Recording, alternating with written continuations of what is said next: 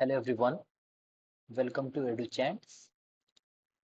So as per the demand of students, we are with another video on UGC NET JRF exam, and this is basically a preparation for your 2023 NET JRF examination.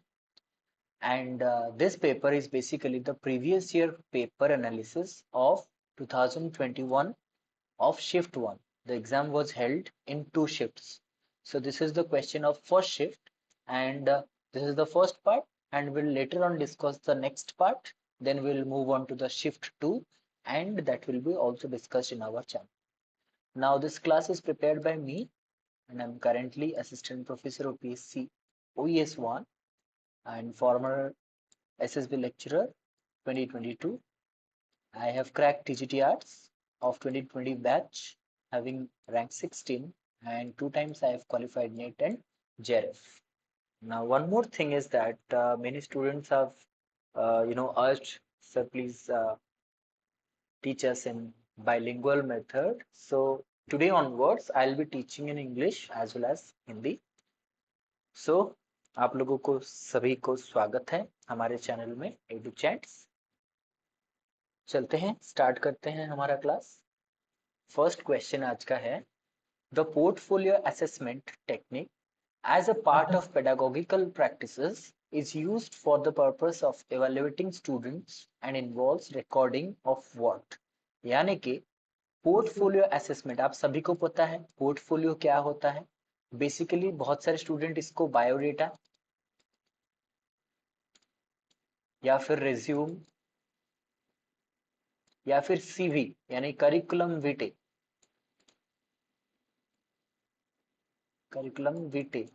के साथ confuse करते हैं.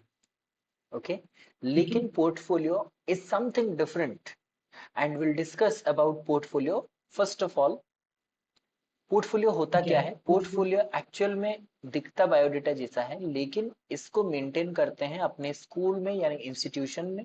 Teachers maintain करते हैं इसको. यहाँ पे आपके स्ट्रेंथ्स, अचीवमेंट्स,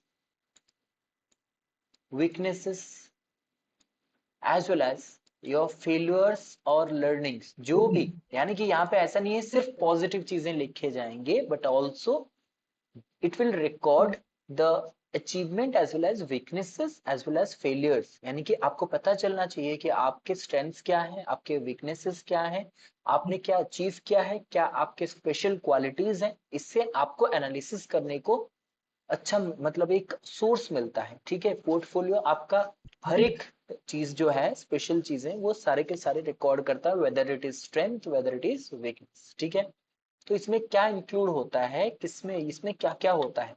इसमें laboratory work after the end of A semester, एक सत्र के अंत के बाद प्रयोगशाला कार्य, ये नहीं होता है. सिर्फ ये नहीं होता है. Learning outcomes after completion of A course, पाठ्यक्रम पूरा होने के बाद अधिगम प्रतिफल, ये भी नहीं होता है. सिर्फ ये नहीं होता है. Readiness for an impending competitive examination, एक आसन्न प्रतियोगी प्रतीक्षा की परीक्षा के लिए तैयारी और तत्परता, ये भी सिर्फ नहीं होता है, बट ऑल्सो क्या होता है इसमें? इसमें बेसिकली होता है progress in learning and performance over a period of time, एक समय अवधि में अधिगम और प्रदर्शन में प्रगति. यानी कि क्या होता है इसमें?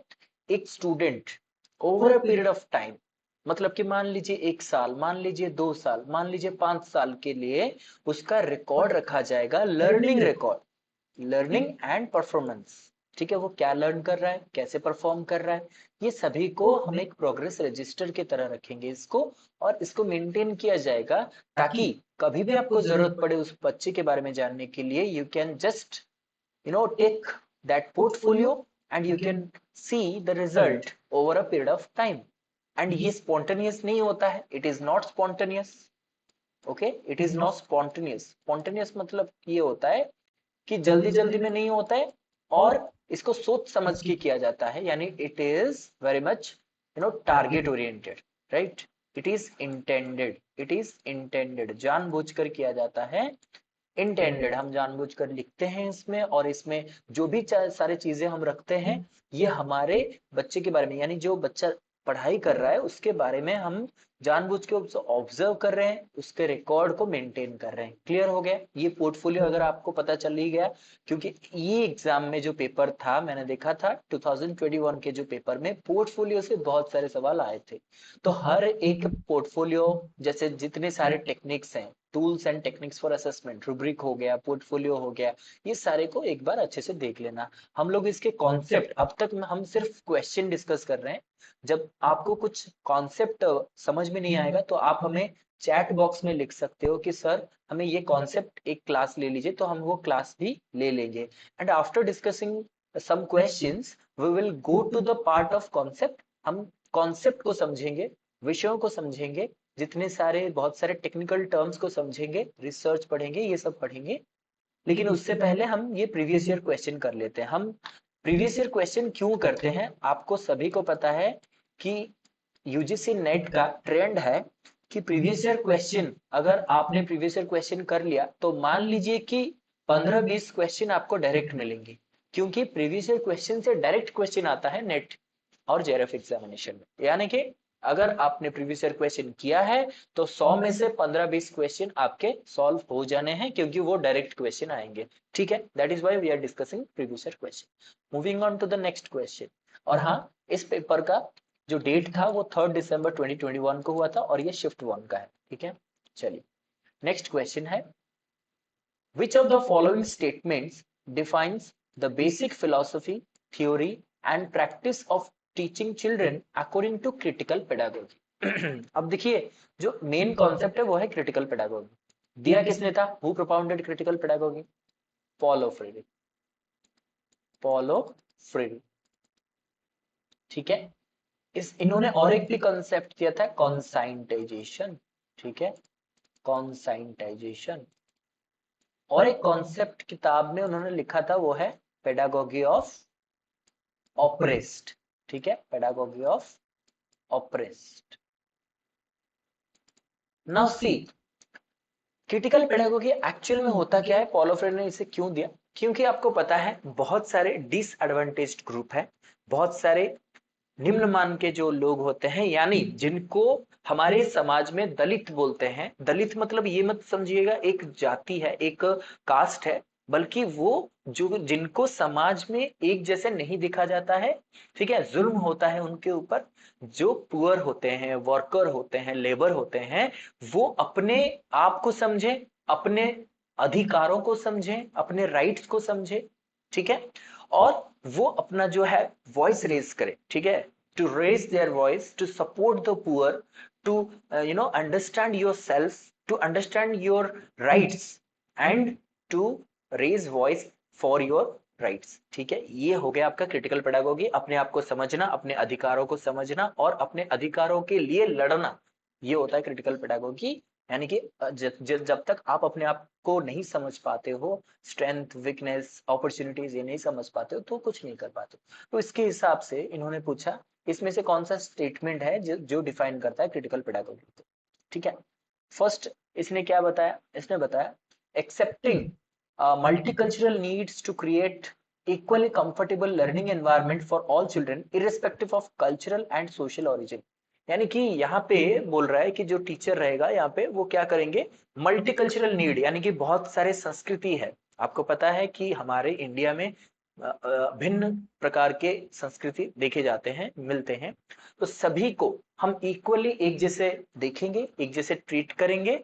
एंड जो लर्निंग एनवायरनमेंट रहेगा, जो शिक्षण वातावरण रहेगा, ठीक है, उसको हम क्या करेंगे, सभी स्टूडेंट के लिए सेम रखेंगे। ठीक है, ये करने की कोशिश करेंगे इरिस्पेक्टिव ऑफ देयर कल्चर, चाहे वो जिस संस्कृति से हो, जिस सोशल ओरिजिन से हो, यानी किसी भी सांस्कृतिक या फिर सामाजिक उत्पत्ति से हो, हम सभी को एक जैसा ट्रीट करेंगे। सेकंड ये बता रहा है challenges traditional beliefs about knowledge, look for alternatives and create knowledge through thoughts, experience and dialogue। यानी कि बहुत सारे पुराने जो हमारे चिंता परंपरा हम मानते हैं ना, कि परंपरा मान्यता सब पुराने हैं, विचार बहुत पुराने हैं। हम क्या करेंगे, वो बहुत सारे बिलीफ भी है, डिसबिलीफ भी है। ठीक है, और हम कोशिश करेंगे क्रिएटिंग नॉलेज थ्रू थॉट, यानी आप कुछ ज्ञान जो है वो क्या करोगे, क्रिएट करोगे, यानी आप इसको बढ़ावा दोगे थ्रू योर थॉट, यानी कि हमारे विचारों से, एक्सपीरियंस, आपके अनुभव से और डायलॉग से, ठीक है, इससे आप क्रिएट करने की कोशिश करोगे। फिर बोलता है कि emphasis on concepts like compassion, kind heartedness, healthy dialogue to ensure children's wellbeing and social development, यानी कि हम कंपैशन डेवलप करने की कोशिश करेंगे। कंपैशन मतलब ये होता है कि उनके अंदर करुणा, दया, ये सब आ जाए, ठीक है, बच्चों के अंदर, और उनका सोशल डेवलपमेंट हो जाए, यानी सामाजिक विकास हो जाए। देन आता है क्वेश्चनिंग डोमिनेंट बिलीव्स और world views about knowledge and learning, discover deeper meaning and root causes of the phenomena, यानी कि यहाँ पे आता है जो सही आंसर है लास्ट वाला, क्वेश्चनिंग डोमिनेंट बिलीफ। यानी देखिए, मैंने हमेशा बताया है समाज में दो लोगों के बीच में हमेशा झगड़ा चलता रहता है, वो है अपर क्लास और एक है लोअर या फिर लेबर क्लास, ठीक है, इन दोनों में हमेशा झगड़ा चलता ही रहता है। और जो अपर क्लास है ये लोअर क्लास पे हमेशा जुल्म करता रहता है, यानी ऑप्रेस करता रहता है, ऑप्रेस, ठीक है, टॉर्चर करता रहता है ये इसके ऊपर। अब ये जो है, इनको चाहिए क्रिटिकल पेडागोजी। क्यों? दे विल क्वेश्चन, ये पूछेंगे क्यों कर रहे हो हमारे साथ ये सब, जैसे ब्रिटिशर्स को हमने सवाल किया था, जैसे ब्रिटिशर्स को हमने भगाया था, वैसे ये अपर क्लास को पूछेंगे क्वेश्चनिंग डोमिनेंट बिलीफ, यानी कि वो क्यों है, अगर सभी डोमिनेट कर रहे हैं, आप अधिकारी हो, क्यों हो, ठीक है, आप क्यों यू कर रहे हो, या फिर जो भी डोमिनेंट बिलीफ है उसको सवाल करेगा, यानी कोई भी बड़ा चीज उसके ऊपर आप सवाल उठाओगे। World views about knowledge and learning, जो नॉलेज हम एक्सेप्ट करते हैं क्यों करते हैं, मतलब हर एक चीज में क्यों पूछोगे, व्हाट, व्हाई, ठीक है, ये सब पूछोगे। Discover deeper meaning and root causes of the phenomena, अगर कोई चीज हो रहा है, किसी पे जुल्म हो रहा है, कोई चीज घटना घट रही है, ठीक है, सरकार अपना रूल बना रही है, तो क्यों बना रही है, ठीक है, उसका डीप मीनिंग जानना होता है क्रिटिकल पेडागोजी, ठीक है, किसी भी चीज को डीप एनालिसिस करना, अपने स्ट्रेंथ वीकनेस को समझना ही होता है क्रिटिकल पेडागोजी। ये हो गई खत्म बात। चलिए आगे देखते हैं। Next question, Flanders interaction analysis बहुत ही इंपॉर्टेंट है, एंड्रागोगी ने आपने पढ़ा होगा, और जब हम एंड्रागोगी पेडागोगी पढ़ेंगे तो उसमें भी पढ़ेंगे फ्लैंडर्स इंटरैक्शन एनालिसिस, ठीक है। This technique used for analysis of teaching learning situation in the classroom as a feedback mechanism mainly takes into account to what, यानी कि फ्लैंडर इंटरैक्शन एनालिसिस टेक्निक में जो हम एनालिसिस करते हैं टीचिंग लर्निंग सिचुएशन को, इसमें हम एक फीडबैक मैकेनिज्म की तरह काम करता है, ठीक है, इसमें किसको ज्यादा फोकस दिया गया है या फिर ध्यान में रखा गया है, किस चीज को मुख्य रूप से ध्यान में रखा गया है, ठीक है। तो क्या इसमें both verbal and non verbal behaviour of the teacher and student को रखा गया है, यानी दोनों के, शिक्षक और छात्रों का जो मौखिक गैर मौखिक व्यवहार है उसको ध्यान में रखा गया है, या फिर सिर्फ non verbal behaviour of teacher and student, यानी कि जो गैर मौखिक है उसको देखा गया है, या फिर सिर्फ ओनली वर्बल बिहेवियर, यानी सिर्फ और सिर्फ मौखिक व्यवहार को देखा गया है, या फिर behaviour verbal of teacher and student, यानी कि जो वर्बल है, जो मौखिक व्यवहार है उसको देखा गया है। तो क्या लगता है आपको कौन सा राइट आंसर होगा? डेफिनेटली ये वर्बल होगा। क्यों? क्योंकि देखिए, जब हम डिस्कशन कर रहे हैं फ्लैंडर्स इंटरैक्शन, तो एक बार देख लेते हैं क्या होता है फ्लैंडर्स इंटरैक्शन एनालिसिस। इसमें आपको पता ही है कि 10 कैटेगरी होते हैं। कितने कैटेगरी? 10 कैटेगरीज होते हैं, ठीक है, 10 कैटेगरीज होते हैं। एरिया कितना होता है? कैटेगरिकल एरिया 3 होता है, teacher talk, people talk, silence. अब फ्लैंडर इंटरैक्शन एनालिसिस का मतलब क्या होता है कि ये कम्युनिकेशन मॉडल है, यानी कि इंटरैक्शन मॉडल है। जब कोई क्लास में टीचर पढ़ाते हैं, स्टूडेंट लर्न करते हैं, तो उनके बीच में एक क्या होता है, कम्युनिकेशन होता है, बातें होती है, कुछ ज्ञान का जो है आदान प्रदान होता है, ठीक है, कुछ आप पूछते हो, कुछ हम बताते हैं, ऐसे होता है। तो यहाँ पे 3 चीजें बेसिकली होती है। एक तो शिक्षक जो है वो पढ़ाते हैं, बोलते हैं, पूछते हैं, टीचर टॉक। दूसरा होता है कभी कभी स्टूडेंट आंसर करता है, यानी जो प्यूपिल है वो कभी बोलता है, कभी पूछता है, तो कभी आंसर करता है, ठीक है। और तीसरा है जब समझ में आता है या फिर नहीं आता है, बच्चे साइलेंट रह जाते हैं, ठीक है। 3 चीजें होती है। अब इसको हमने टीचर टॉक को इनडायरेक्ट और डायरेक्ट कर दिया। इनडायरेक्ट इन्फ्लुएंस मतलब ये होता है जब वो डायरेक्ट पढ़ाता नहीं है, बल्कि आपको सवाल पूछता है, आपको कुछ प्रेज करता है, अरे वाह वेरी गुड, ये सब करता है, ठीक है, या फिर आपसे सवाल पूछता है, ऐसे करता है। तो इनडायरेक्ट को हमने बोला टीचर रिस्पॉन्स, यानी टीचर रिस्पॉन्ड करता है आपके बातों से, यानी एक्सेप्ट फीलिंग। अगर आप कुछ बोलते हो तो आपको एक्सेप्ट, ठीक है, ओके। आप आज लेट क्यों आए हो? सर घर पे थोड़ा सा प्रॉब्लम था। ओके ठीक है, मैंने एक्सेप्ट किया। प्रेज और एनकरेज, आपने सही आंसर दिया, वेरी गुड मनीष, बहुत अच्छा आंसर, ठीक है, ये हमने किया प्रेज। एक्सेप्ट और यूजेस आइडियाज ऑफ प्यूपिल, यानी कि आप जो पढ़ा रहे हो या फिर प्यूपिल यानी जो स्टूडेंट जो बोल रहा है सर क्या मैं इस मैथ्स को अलग तरीके से, मेरे तरीके से मैं सॉल्व कर सकता हूँ? मैं बोलूंगा ठीक है कर सकते हो, यस, मैंने एक्सेप्ट किया आपका आइडिया। आस्क क्वेश्चन, कभी कभी मैं सवाल पूछ सकता हूँ, क्या आपको समझ में आया? एक बार बताएंगे आपको क्या समझ में आया, क्या समझ में नहीं आया? ये होता है आपका रिस्पॉन्स। डायरेक्ट इनिशिएशन मतलब यहाँ पे रिस्पॉन्ड नहीं करना होता है, यहाँ पे इनिशिएट मतलब खुद से करना होता है। टीचर खुद से सब कुछ करेगा। क्या करेगा? लेक्चर देगा यानी पढ़ाएगा। गिविंग डायरेक्शन, आप वहां जाओ, इस प्रैक्टिकल को ऐसे करके आओ, ठीक है, डेटा कलेक्शन करके लाओ, ये सब होता है डायरेक्शन देना। क्रिटिसाइजिंग और जस्टिफाइंग अथॉरिटी, यानी कि देन अब जो टीचर है वो कंपेयर करने लगता है कि what are the loop holes in our system, education system में क्या प्रॉब्लम है, क्या हो सकता है, ये सब वो क्रिटिसाइज करते हैं, जस्टिफाई करते हैं।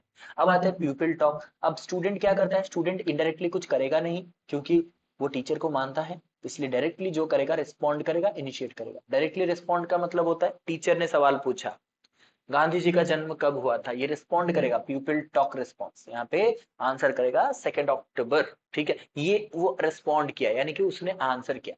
इनिशिएशन में वो खुद से कुछ पूछेगा या फिर खुद से कुछ बोलेगा, ठीक है, क्योंकि मान लीजिए वो क्लास में कुछ पढ़ाने वाले हैं टीचर, तो वो खुद से बोलता है सर आज हम ये पढ़ें, ये टॉपिक हमारा अधूरा था तो हमें ये पढ़ा दीजिए, या फिर सर से कुछ सवाल पूछना चाहते हैं, सर क्यों ये हुआ, क्यों वो हुआ, वो सवाल कर सकता है।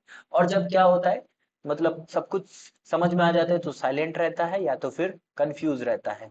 ठीक है, बच्चा जब भी साइलेंट रहता है इसका मतलब है क्लास में कि वो सब कुछ समझ गया, या तो फिर वो कंफ्यूज है, उसको कुछ समझ में नहीं आया। ठीक है, ये है फ्लैंडर्स इंटरेक्शन एनालिसिस। क्लियर है बात? इसका आंसर मैंने बता दिया। वर्बल बिहेवियर, यहाँ पे वर्बल की बात हो रही है हमेशा। ठीक है, चलिए नेक्स्ट क्वेश्चन क्या है इसमें। Which of the following statements are true for portfolio assessment. देखिए अगेन पोर्टफोलियो, बार बार पोर्टफोलियो पे सवाल आ रहा है, तो पोर्टफोलियो अच्छे से पढ़िएगा नेक्स्ट टाइम के लिए। Which are true for portfolio assessment technique used for performance evaluation of student. Performance evaluation के लिए पोर्टफोलियो के बारे में क्या सही है, इसमें से कौन सा सही है? Which are true. तो ये काम क्या करता है? Assess student growth achievement over a period of time, एक समय सीमा के लिए, यानी कि एक समय अवधि के लिए वो क्या करता है, छात्रों का या फिर जो बच्चे स्टूडेंट्स हैं उनका ग्रोथ अचीवमेंट, वृद्धि और उपलब्धि जो है उसको वो क्या करता है, आकलन करता है। सही करता ही है। Scoring process is simple. Now see, हम ये कैसे बता सकते हैं scoring process is simple, reliable, valid और नॉट? डेफिनेटली हम बता सकते हैं। क्यों? क्योंकि हमें पता है ऑलरेडी कि यहाँ पे जो भी चीजें होती है, मतलब कि स्कोरिंग करते हैं, वो वैलिड तो होता है, लेकिन हम कैसे बता दें ये सिंपल है? क्योंकि पोर्टफोलियो में हम क्या करते हैं, बेसिकली बहुत सारा डेटा कलेक्शन करना पड़ता है, उसको समराइज करना पड़ता है, उसको फिर सजा के लिखना पड़ता है, तो it is not at all simple. हम ऐसे नहीं बोल सकते हैं कि ये सिंपल है। हाँ ठीक है, इट इज वैलिड, ठीक है, it is reliable sometimes, okay, it's okay, but हम ये नहीं बोल सकते कि ये बहुत सिंपल, ये नहीं बोल सकते हैं। ठीक है, तो यहाँ पे सिंपल आप कंसिडर नहीं कर सकते हैं, तो बी नहीं होगा। ठीक है, उसके बाद आता है motivation and involvement of student in in learning is enhanced. बच्चे को इससे मोटिवेशन मिलता है, involvement of student in learning, और वो अपने आप को इन्वॉल्व करता है। यस, ये हो सकता है, क्योंकि आपके पोर्टफोलियो में ऑलरेडी दिखा रहा होगा कि आपका परफॉर्मेंस कैसा रहा है, गुड बैड एवरेज जो भी, इसको देखते ही आपको एक मोटिवेशन मिलता है। जैसे कि अगर आप अपना सर्टिफिकेट 10+2 ग्रेजुएशन का सर्टिफिकेट देखोगे तो आप टॉपर रहे हो, आपके स्कूल में आपको बहुत सारे प्राइजेस मिले हैं, कभी भी अगर आप अपने प्राइजेस को देखते हो तो आपको मोटिवेशन मिलता है। क्या मिलता है? आप बोलते हो अरे वाह, प्रेरणा मिलता है ना, कि आप बोलते हो अरे वाह मैंने तो मतलब बहुत कुछ किया है ना, मैंने मतलब जीवन में मैंने बहुत कुछ अचीव किया है, तो मैं ये कर सकता हूँ, तो आप में एक प्रेरणा जरूर आएगा। ठीक है, ये होगा। देन आता है आपका enable student to evaluate their own performance and product। यहाँ पे देखिए एक चीज है कि ओन प्रोडक्ट, यानी कि वो अपने आप को इवेल्युएट कर पाएंगे, डेफिनेटली कर पाएंगे, क्यों नहीं कर पाएंगे, जब आपके सामने आपका रिजल्ट होगा तो कर पाओगे। ठीक है, देन ये भी करेक्ट है। उसके बाद आता है आपका the process of operation is less demanding and time saving. नहीं, ये बहुत टाइम टेकिंग है और ये डिमांडिंग है, not less demanding. So definitely इसके हिसाब से अगर आप आंसर देखोगे तो ए सी डी, यस, ए सी और डी ये तीनों है आपके सही आंसर। ठीक है, ए सी डी आर करेक्ट। ठीक है, उसके बाद आगे बढ़ते हैं। विच of the following terms best indicate the intent of qualitative research. अब देखिए अप्रोचेस ऑफ रिसर्च में इसको दो टाइप में डिवाइड किया गया। एक हो गया आपका क्वांटिटेटिव क्वांट और एक हो गया आपका क्वालिटेटिव क्वाल, और एक आता है वो है मिक्स्ड मेथड, जो कि क्वांटिटेटिव प्लस क्वालिटेटिव दोनों को मिला करके है। क्वांटिटेटिव में वो सारे आते हैं जिसको क्वांटिफाई किया जाता है, ठीक है, जिसको हम नंबर्स में कन्वर्ट कर सकते हैं, जिसको हम एनालिसिस कर सकते हैं, जिसको हम प्रेडिक्ट कर सकते हैं, जनरलाइज कर सकते हैं। ठीक है, क्वालिटेटिव वो होता है जो इन डेप्थ होता है, जो कि डिस्क्रिप्शन बेस्ड होता है।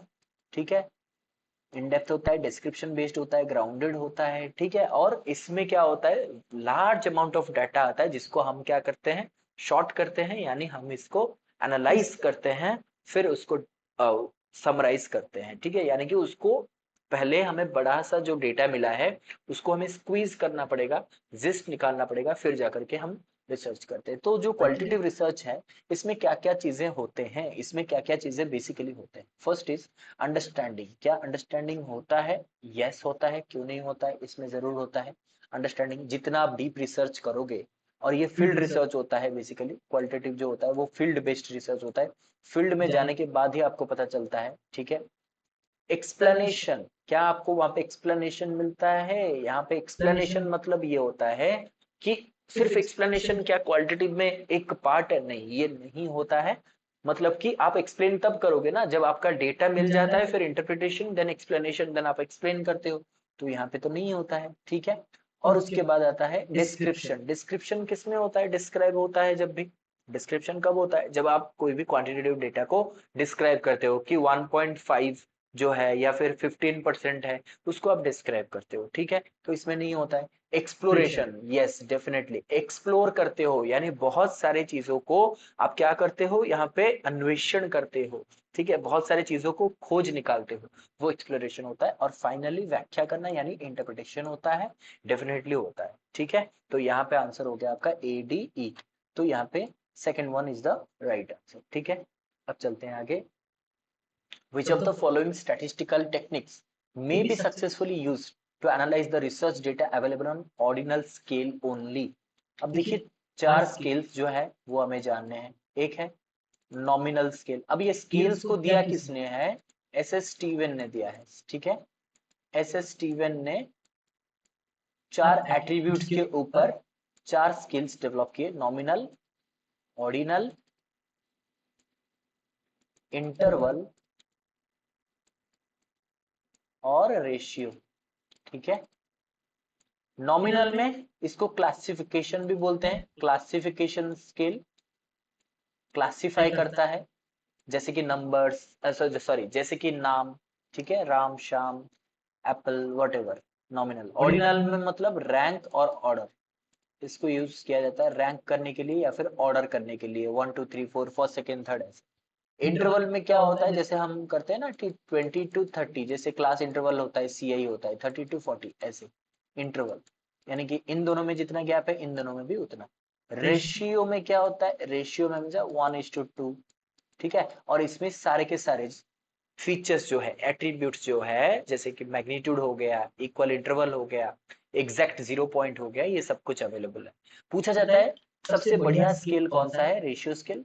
सबसे घटिया स्केल कौन सा है? Nominal scale. ठीक है, अब चलते हैं ऑर्डिनल स्केल पर। ऑर्डिनल स्केल का काम क्या है? ऑर्डर करना। ठीक है, तो इसमें से कौन कौन से चीजें जो है, यानी कौन कौन से स्टेटिस्टिक्स जो है वो हम यूज कर सकते हैं ऑर्डिनल स्केल के लिए। ठीक है, तो ऑर्डिनल स्केल के लिए क्वार्टाइल डेविएशन हो सकता है, yes quartile deviation 75th percentile को लेकर के 25th परसेंटाइल को लेकर के हम कैलकुलेट करते हैं। ठीक है, QD बोलते हैं इसको। स्टूडेंट्स टी टेस्ट, अब देखिए टी टेस्ट में क्या करते हैं, टी टेस्ट का यहाँ पे ऑर्डर का कुछ काम ही नहीं है। ठीक है, देन परसेंटाइल रैंक। ठीक है। परसेंटाइल रैंक अभी आप लोगों ने नेट जेआरएफ एग्जाम के लिए ऑलरेडी एग्जाम अपियर किया होगा या तो आगे करेंगे, तो जान लीजिए यहाँ पे भी परसेंटाइल देखा जाता है, 99 परसेंटाइल, 98 परसेंटाइल ऐसे देखा जाता है।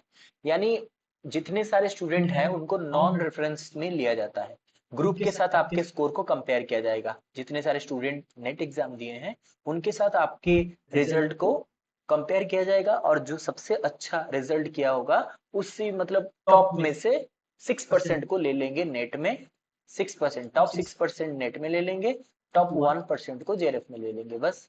तो ये हो गया आपका ऑर्डिनल स्केल में जो परसेंटाइल रैंक करते हैं, ठीक है। तो परसेंटाइल रैंक भी आएगा, ठीक है। देन आता है आपका chi square test. Chi square test में क्या होता है, ये एक non standardise I mean non parametric test है, ठीक है। तो इसमें तो नहीं आने वाला, ठीक है, इसमें नहीं आने वाला। स्पीयरमैन्स कोरिलेशन मेथड, ये कोरिलेशन में जरूर आता है ऑर्डिनल स्केल, इसमें ऑर्डर करने की जरूरत पड़ती है। तो फिर आपका हो गया ACE आंसर, यानी बी ऑप्शन ACE, ठीक है। आगे चलते, an engineering company wants to recruit fresh graduates for its specific nature of work.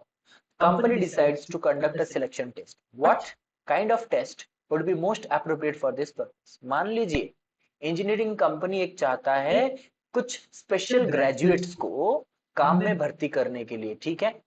तो ये कंपनी किस प्रकार का चयन परीक्षा आयोजन करेगा, यानी कि किस प्रकार का टेस्ट कराएगा सबसे बेस्ट होगा। मेंटल एबिलिटी टेस्ट, जो कि मानसिक क्षमता यानी सिर्फ माइंड को स्टडी कर सकता है। अचीवमेंट, उपलब्धि, यानी कि एक टेस्ट कराएगा जिसमें जितना मार्क आया वो हो गया। पर्सनालिटी यानी व्यक्तित्व मूल्यांकन, यानी कि वो व्यक्ति कैसा है, ये सब नहीं चाहिए। जो चाहिए वो है एप्टीट्यूड, अभिक्षमता, यानी कि आपको पता है आप भी एग्जाम में जो पेपर देते हो उस पेपर का नाम होता है रिसर्च एप्टीट्यूड, रिसर्च एप्टीट्यूड। अब एप्टीट्यूड का मतलब होता है आपका अभिक्षमता, रिसर्च में कितनी दक्षता आप में है, आप कितना कर सकते हो, आप कितने मतलब पावरफुल हो, कितने आपका क्षमता क्या है, आप इसमें कितना स्कोर कर सकते हो, कितना अच्छा रिसर्च आप कर पाते हो, इसलिए एप्टीट्यूड टेस्ट। इसलिए देखना अभी बैंक में भी जो एग्जाम हो रहा है वो है न्यूमेरिकल एप्टीट्यूड, नंबर में वो कितने निपुण है, उसके साथ रिसर्च एप्टीट्यूड हम लोग करते हैं, टीचिंग एप्टीट्यूड करते हैं। ये सब जानने का ये होता है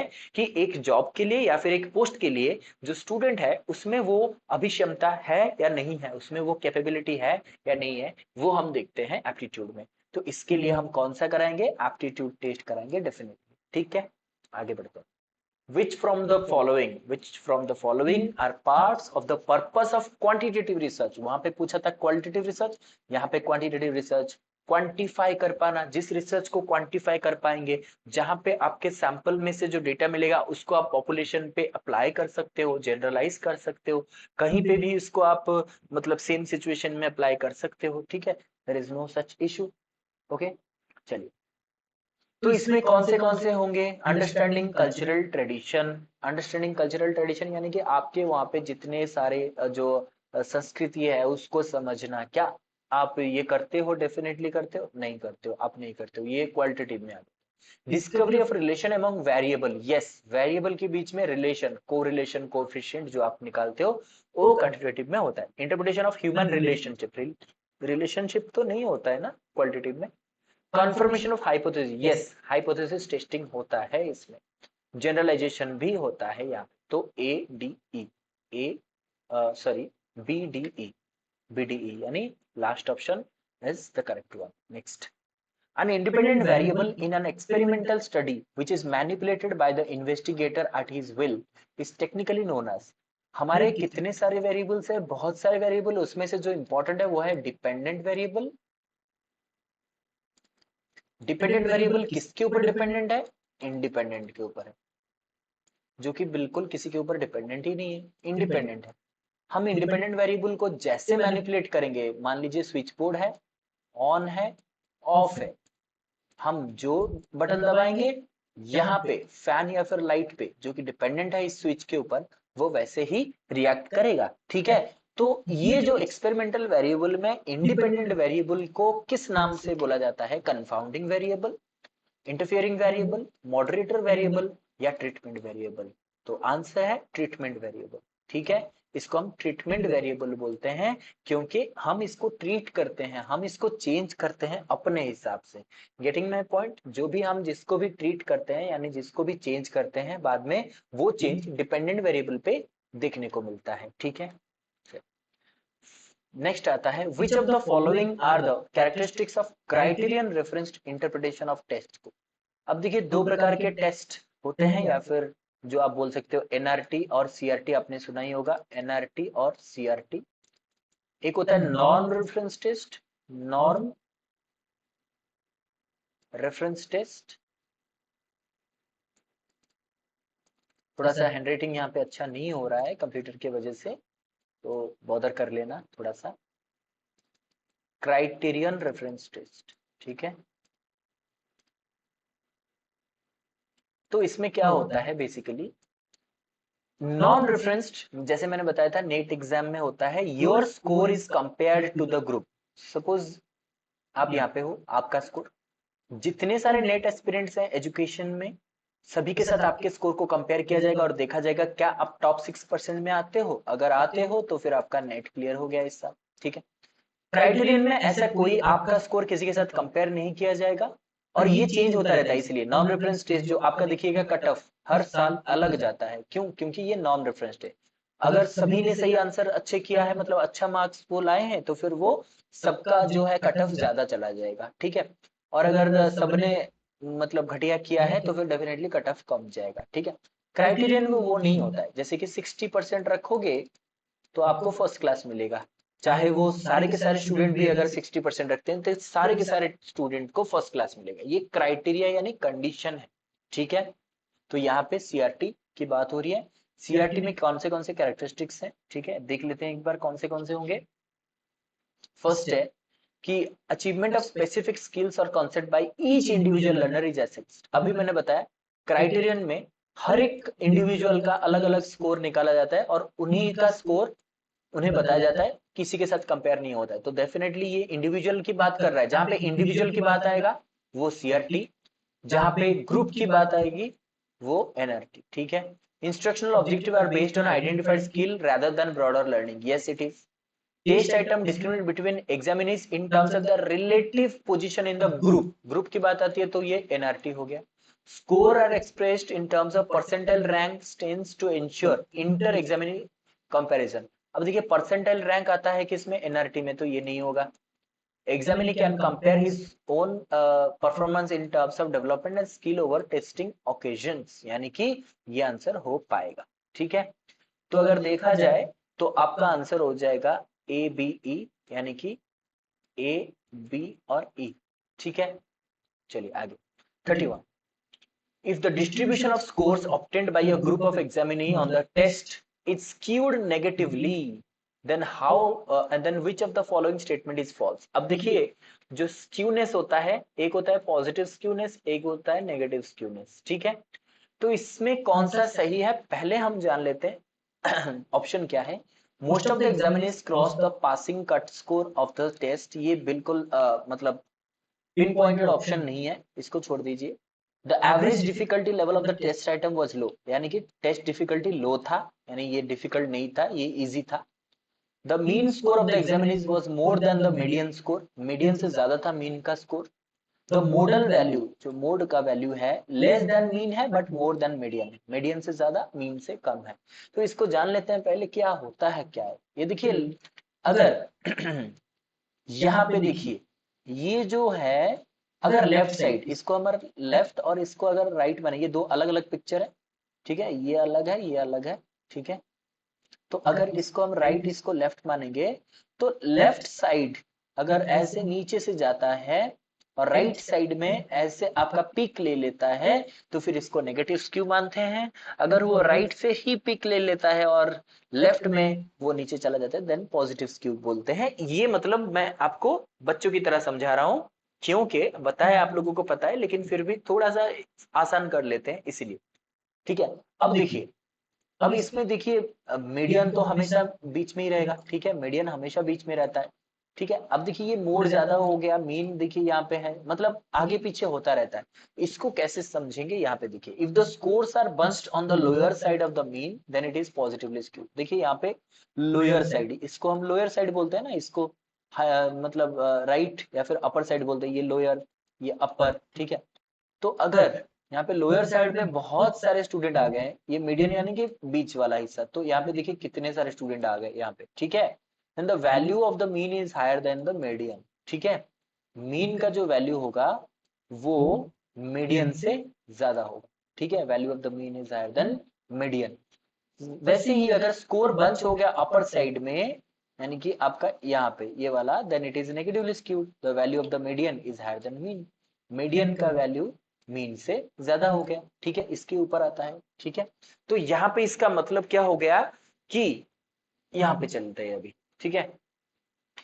अब देखिए द मोडल वैल्यू, यानी कि इसमें करेक्ट ऑप्शन कौन सा हो जाएगा, डी, क्योंकि the model value was less than the mean. यहाँ पे मैंने क्या बताया, अगर नेगेटिवली स्क्यूड होता है, जो मोड का वैल्यू होता है वो किससे लेस होता है, देखिए less than mean but more than median, ठीक है।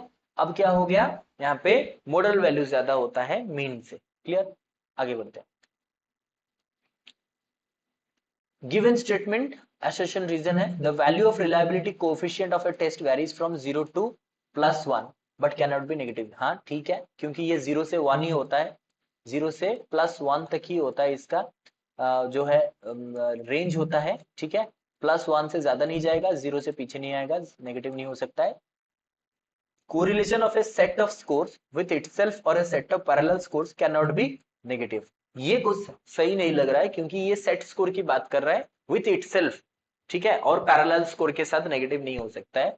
तो यहाँ पे देखिए ऑप्शन क्या है आपके सामने, both A is false, A is false but R is true, A is true but R is false, both A and R true and R is the correct explanation of A, both A and R true but R is not the correct explanation of A. अब देखिए जब ऐसे question देखते हैं तो हमें answer कैसे करना चाहिए, कि पहले देख लो कि आशंसन, मतलब हमेशा देखना आशंसन जो होता है ना वो हमेशा ठीक ही रहता है, हमेशा ज्यादातर 90% बोल सकते हो कि हमेशा ये ठीक ही रहता है, ठीक है, हमेशा ठीक ही रहता है। रीजन भी कभी कभार ठीक ही रहता है, लेकिन अगर जब तक आपको ना लगे कि ये एग्जैक्ट रीजन बन सकता है, तब तक रीजन सही नहीं होता है, याद रखिए।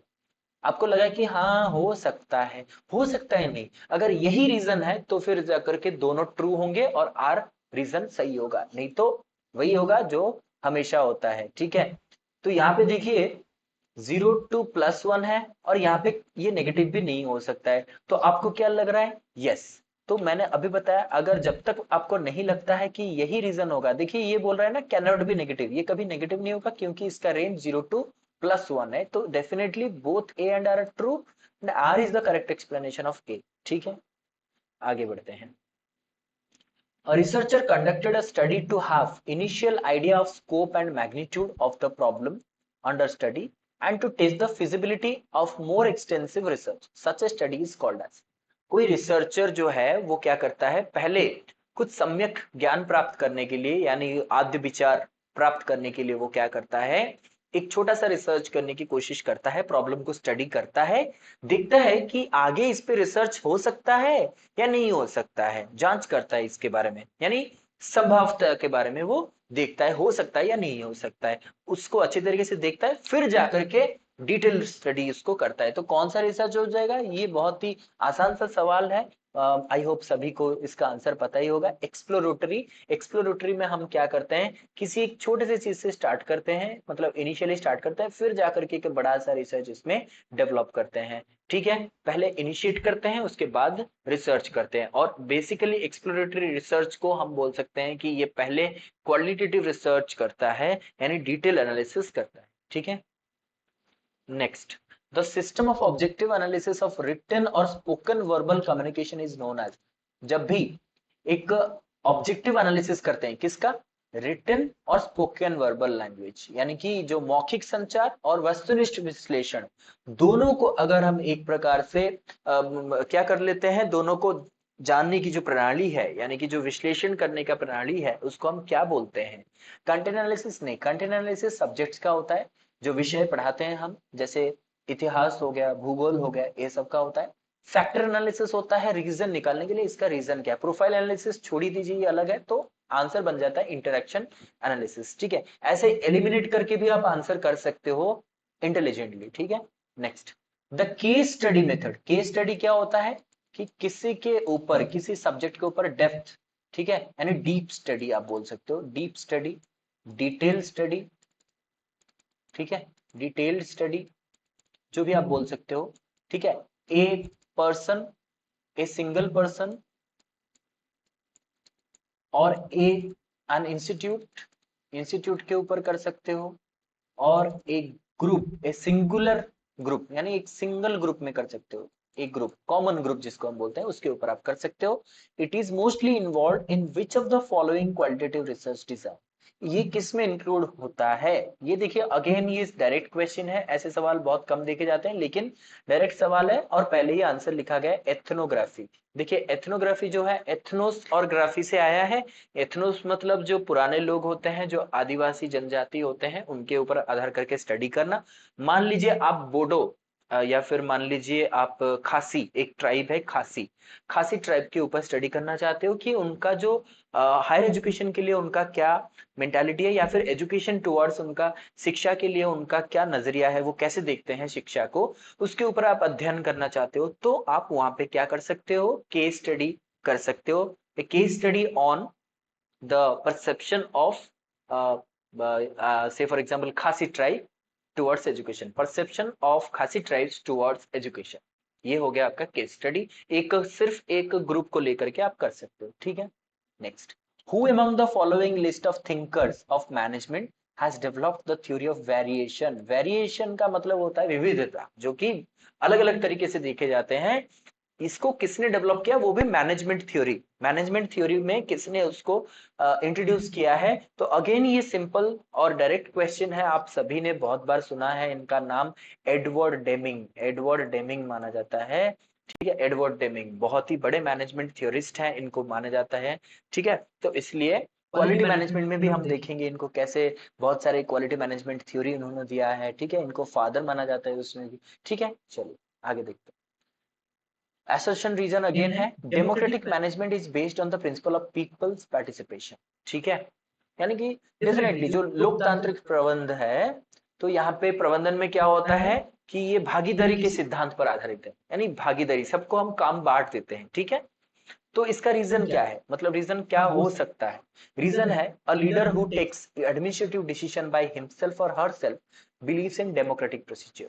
जो इंसान, जो नेता स्वयं प्रशासनिक जो होता है, यानी कि खुद से ही निर्णय ले लेता है, वो लोकतंत्र पे बिलीव करता है, विश्वास रखता है। क्या ये सही है, आपको क्या लगता है ये सही है? डेफिनेटली नॉट, क्योंकि यहाँ पे ए ट्रू है, ए सही है, आर बिल्कुल गलत है। आर अगर गलत है तो रीजन हो ही नहीं सकता, इसलिए A is true and R is false, B option would be the correct one.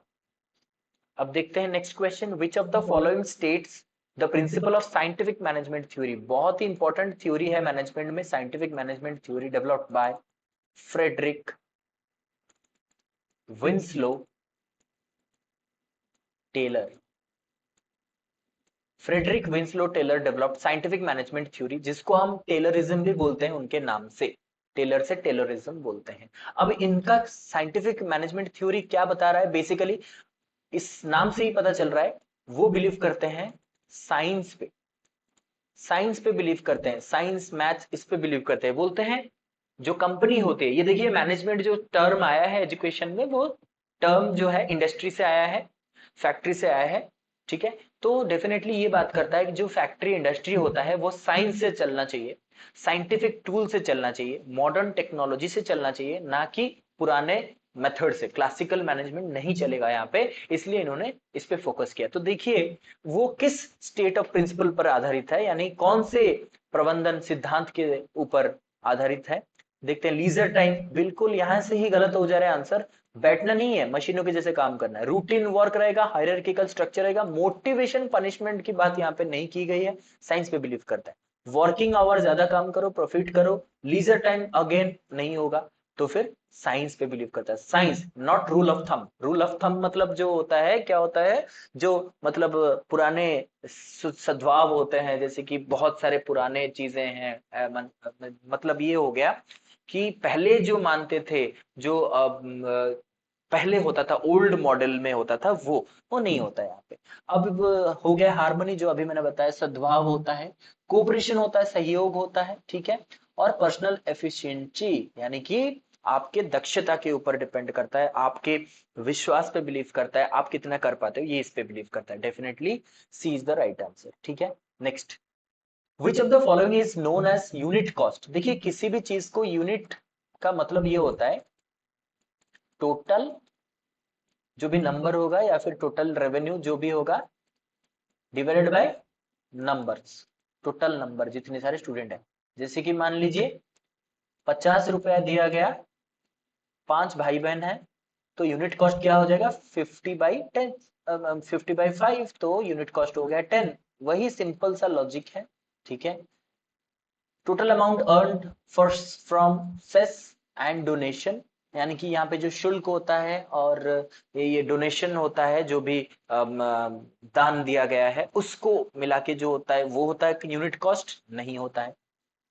Total expenditure by the institute divided by the total number of student, मतलब कितना खर्चा हुआ है। मान लीजिए 100 स्टूडेंट है, 1 लाख खर्चा हुआ है, ठीक है। तो आप यहाँ पे इसको डिवाइड कर देना, जितना होता है वो यूनिट कॉस्ट है। यस, अभी मैंने बताया, इसको जब हम डिवाइड कर देते हैं पर हेड कितना आ जाता है, यानी कि पर स्टूडेंट कितना खर्चा आता है, इसको हम यूनिट कॉस्ट मानते हैं, ठीक है। Next, what are the essential requirements to make education inclusive. Inclusive यानी कि क्या होता है कि समावेशी शिक्षा, सभी को एक साथ पढ़ाना, वो भी नॉर्मल क्लासरूम में, वो भी बिना डिस्क्रिमिनेशन के। तो पहला है accessibility of the institution, support from teacher, teacher competency, peer group support, counsellor support. आपको मतलब इंस्टीट्यूट को ऐसे बनाना है जहां पे सभी पढ़ सकते हैं, टीचर सपोर्ट करेंगे, टीचर का कॉम्पिटेंस यानी कि उसका दक्षता अच्छा होना चाहिए, पीयर ग्रुप यानी दोस्तों का, सहपाठियों का सहायता होना चाहिए, और जो काउंसलर होता है यानी परामर्शदाता होते हैं, उनका भी समर्थन जरूरी है। उसके बाद ऑप्शन ये बोला गया पेरेंट इन्वॉल्वमेंट, पेरेंट इन्वॉल्व करेंगे, टीचर का एटीट्यूड अच्छा होना चाहिए, शिक्षकों का जो रवैया होता है वो अच्छा होना चाहिए, टीचर्स कॉम्पिटेंसी यानी उनका जो दक्षता है वो अच्छा होना चाहिए, एडमिनिस्ट्रेटर सपोर्ट, यहाँ पे बोल दिया कि प्रशासकों का समर्थन। यहाँ पे देखिए एक बात क्लियर हो रही है यहाँ पे, कि जब भी हम बात करते हैं इंक्लूजन की, वहां पे प्रशासकों का कोई काम ही नहीं है। Peer group support, teachers competency, principal support, यहाँ पे भी गलत हो गया, जहां पे रॉन्ग ऑप्शन लग रहा है एक भी ना, उसको गलत मार दीजिए। यहाँ पे हो गया teachers competency to teach, teacher attitude, classroom, computer, computer आ गया, काट दीजिए, तो ऑप्शन ए इज करेक्ट। ऐसे करके आप एलिमिनेट कर सकते हो जहां पे आपको कंफ्यूजन आता है, ठीक है। Next, what does PDCA stand for. PDCA stand for क्या होता है, पीडीसीए का मतलब क्या होता है, टीक्यूएम यानी टोटल क्वालिटी मैनेजमेंट में बहुत ही सिंपल सा है, प्लान डू चेक एक्ट, और इसके बारे में थोड़ा सा जान लेते हैं। It was developed by Walter S Shewhart, Bell Laboratory यानी कि इंग्लैंड में बेल लैबोरेटरी में ये काम करते थे, डेमिंग के दोस्त हैं और मेंटर भी। इन्होंने एसपीसी डेवलप किया, एक स्केल सॉरी एक प्रोसेस डेवलप किया, यानी स्टैटिस्टिकल प्रोसेस कंट्रोल, और it was popularised by Deming, इसको पॉपुलर किया डेमिंग ने, plan do check and act, ठीक है। Next, how does organisational climate affect employees in an organisation. अगर आप जहां पे काम करते हो, जो माहौल में काम करते हो, वो अगर क्लाइमेट आपको सपोर्ट ना करे, यानी अगर अच्छा ना रहे, तो वो आपको कैसे प्रभावित कर सकता है। तो employees dedication and salary, salary वालरी कुछ नहीं होता यहाँ पे, ठीक है। Respect for employer and salary, again salary नहीं होगा। Team spirit, quality of product, team spirit group में जब बात आती है तो होता है, क्वालिटी ऑफ प्रोडक्ट की बात होती है, ये थोड़ा सा हो सकता है, लेकिन जब आप आंसर करते हो 50-50 आ जाता है, इस स्टेज में बच्चों का 50-50 आ जाता है, ये भी लग रहा है, ये भी लग रहा है, कौन सा करेंगे जो आपको बिल्कुल ज्यादा लग रहा है। Productivity level and motivation level, देखिए कोई भी काम करने के लिए आपको मोटिवेशन की जरूरत है, प्रेरणा की जरूरत है।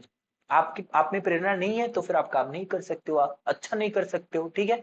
अगर प्रेरित हो जाते हो तो अच्छा काम कर लेते हो, यानी उत्पादकता जो है वो भी बढ़ जाएगा। तो yes, definitely the answer is B.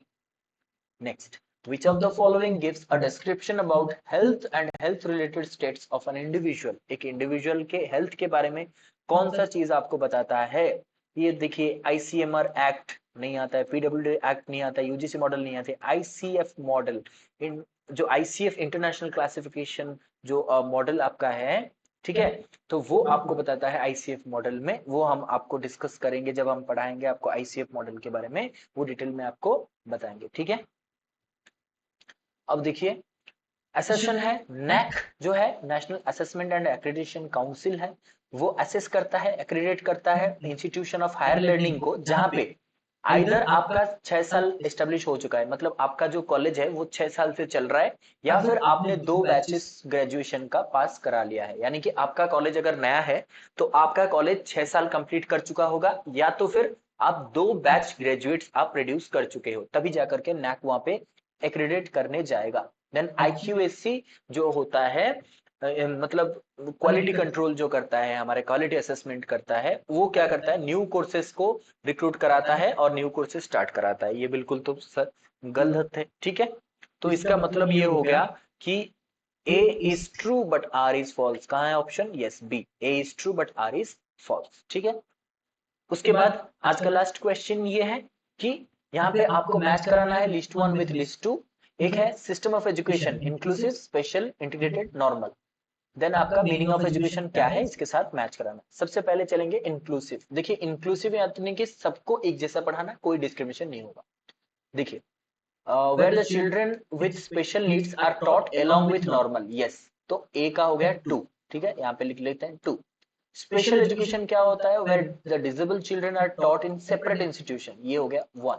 Integrated में क्या होता है कि इनको स्पेशल केयर में, मतलब स्पेशल केयर के साथ पढ़ाया जाता है, वो है फोर। यानी ये हो गया थ्री, 2 1 4 3, ठीक है, 2 1 4 3, B option is correct. Clear है बात। चलिए कोटेशन बहुत जरूरी लास्ट में, मोटिवेशन के लिए, मोटिवेशन नहीं होगा तो पढ़ोगे नहीं। If success does not knock your door then build a door, बहुत बार आपने सुना भी होगा, लेकिन ये मुझे अच्छा लगा तो मैंने आपको बोल दिया कि अगर आप सक्सेस आपको आपके दरवाजे को खटखटाता नहीं है तो फिर आप एक दरवाजा बनाओ ताकि वो खटखटाए, ठीक है। This was all about today's class. We will bring another video very soon, maybe tomorrow, the second part, and we'll complete 100 questions. Thank you guys for watching the channel.